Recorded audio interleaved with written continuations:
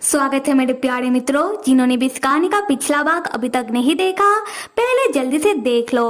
और अभी हम फैन और वाई की कहानी को आगे बढ़ाते हैं। हम वाई को देखते हैं। वाई अपने लैपटॉप से कुछ काम कर रहा था।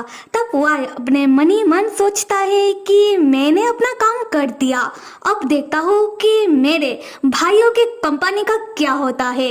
मेरे दोनों भाई ये तो बस शुरुआत है, आगे आगे देखो होता है क्या। मेरे भाई लीन, तूने तो मुझे साइड कर दिया, क्योंकि तेरे हिसाब से तो मुझे जायदाद में से फुटी कोड़ी नहीं मिलना चाहिए, क्योंकि सब तो तुझे चाहिए।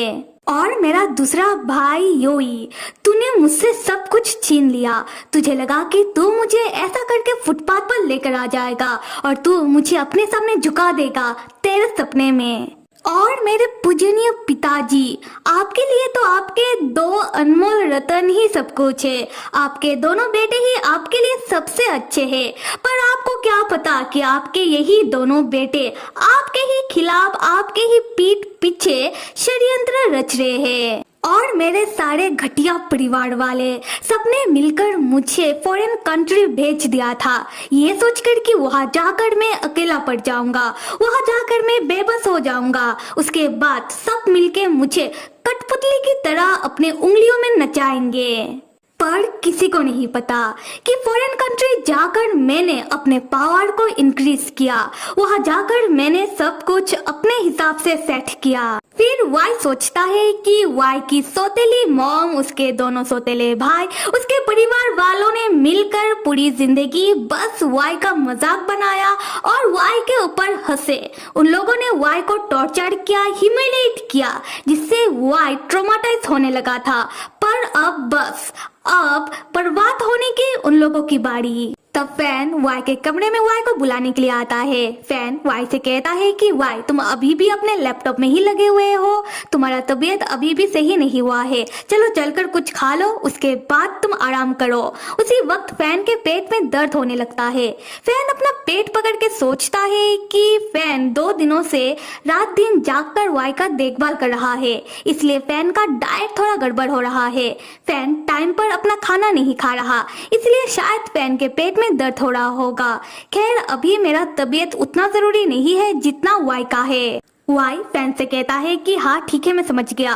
फिर वाई अपना लैपटॉप रखकर खाना खाने के लिए जाने लगता है।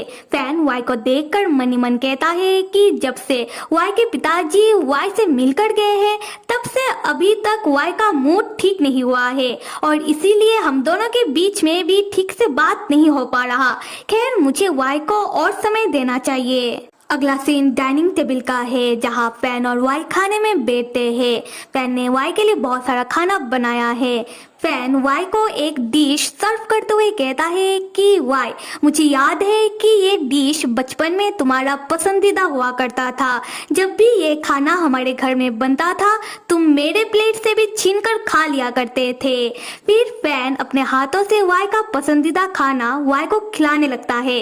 वाई तब फैन को रोक लेता है और उस डिश को साइड करते हुए फैन से कहता है कि मेरा बचपन में जो डिश पसंदीदा हुआ करता था, अभी भी मेरा वो डिश पसंदीदा हो ऐसा जरूरी नहीं है। और यहाँ फैन को बहुत ही बुरा लगता है, क्योंकि फैन ने बहुत ही प्यार से वाई के लिए वाई का पसंदीदा डिश बनाया था।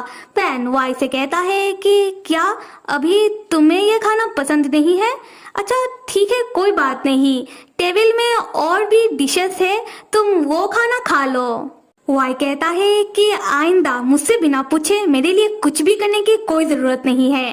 फैन तब अपना सर पकड़ लेता है। फैन कहता है कि ठीक है, तुम्हें जो भी पसंद है तुम मुझे बता देना। उसके बाद फैन वाई को बताने लगता है कि मेरा डायरेक्टर ली से बात हुआ था, उन्होंने बताया कि कुछ काम के लिए शूटिंग कुछ दिनों तक ऑफ रहेगा और तुम्हारा तबीयत भी अभी थोड़ा सही होने लगा है, फिर भी तुम थोड़ा आराम कर सकते हो और मैं सोच रहा हूँ कि इन दिनों में अपने घर चला जाओ।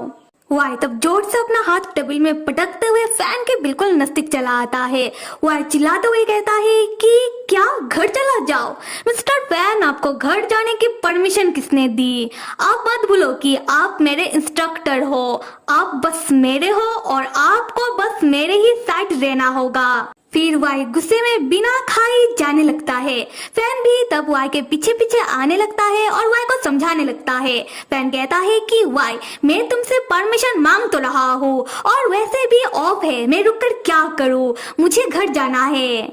वाई फैन से कहता है कि क्या बच्चों की तरह कब से घर जाना है कर रहे हो, आपको मेरे साथ ही रुकना होगा और ऑफ है, और अगर आप आराम करना चाहते हो तो जाओ कमरे में जाओ, जाकर आराम करो। फैन अपने मन में सोचता है कि वाई ऐसा क्यों कर रहा है, मैं वाई को समझा नहीं पाऊंगा कि मुझे घर क्यों जाना है।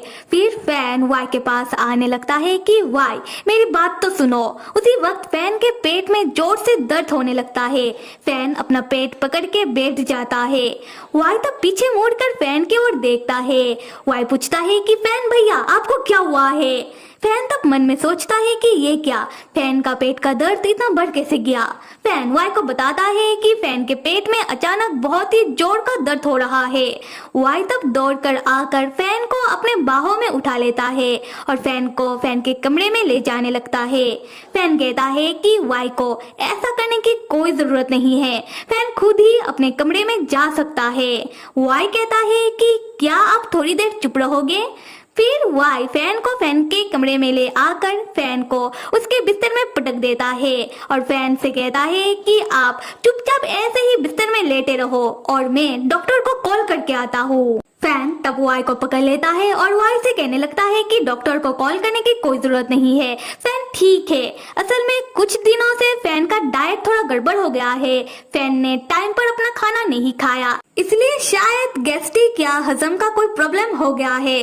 पर कुछ देर बाद ऐसे ही फैन का स्टोमक का दर्द यानी कि पेट दर्द ठीक हो जाएगा। वाई तब फैन की ओर देखकर अपना आंखें बड़ी बड़ी करके गुस्से में कहता है कि फैन भैया मेरा हाथ छोड़ो, मैं डॉक्टर को कॉल लगा रहा हूँ। फैन फिर भी वाई से कहता है कि अरे रुको तो जरा, सच में कोई जरूरत नहीं है। वाई को तब बहुत ही गुस्सा आता है। असल में ये गुस्सा नहीं था, ये फैन के लिए वाई का फिक्र था। वाई तब चिल्लाते हुए फैन से कहता है, फैन भैया आप चाहते क्या हो। जैसे उन दोनों की मॉम पेट की बीमारी के कारण इस दुनिया से चल बसी, मतलब फैन की मॉम उन्हें स्टमक कैंसर था इसलिए वो इस दुनिया से चल बसी। वाई कहता है कि क्या फैन भी इस तरीके से ही मरना चाहता है। फिर वाई कांपते हुए आवाज में कहता है कि पर वाई फैन के साथ ऐसा कुछ नहीं होने देगा। वाई नहीं चाहता कि फैन के साथ भी किसी भी तरीके का स्टमक का मतलब पेट का कोई बीमारी हो। तो फिर मेरे प्यारे मित्रों, वाई ये बंदा फैन का फिक्र करता तो है, दिखाता नहीं है पर हाँ करता है। और कहानी आप लोगों को कैसा लग रहा है कमेंट में बताओ। Till then stay with me and see you.